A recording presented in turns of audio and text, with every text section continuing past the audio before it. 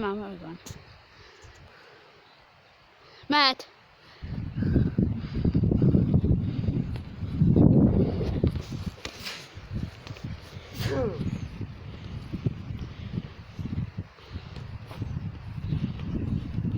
Szétcselezi a Milán. Ennyi Gio, Bence nem visz fele. Az gól! Az gól! A kis gyerek van nálunk.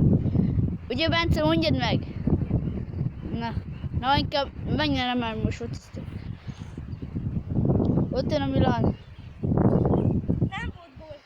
Maga kidobta az előtt. Nem. Ja, tényleg, mert ott van az a gól. Ja, tényleg, az nem gól.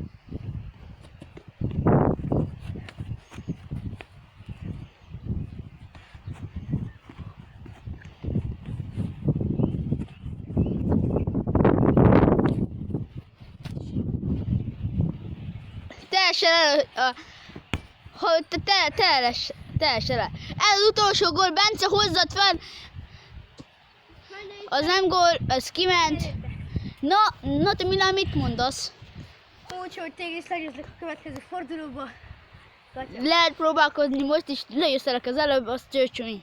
Aztán... Na. A Bence az 3-0-ás, azt mindenki elveri. Hello, Bence, adjad neki, mert az a hát ez az övé volt. Nem csak volt, van. Szép bürköst láthattunk, nem? Az bürkös volt, ilyes, hogy Milán, így tovább. Hát de Ronaldo, 2. Aztán ide rúgjátok, Sika. És mi van? Na, rúgjátok már be. Nehogy egy kigyerek megütessen téged. Azaz 3. Na te Milán, mit mondasz? Könnyű volt, megettem itt a tegnapi ebédet. Jó, és most te mit mondasz? Semmi. Semmit? Akkor légy széntyűző, írata, ne te vízbak találni.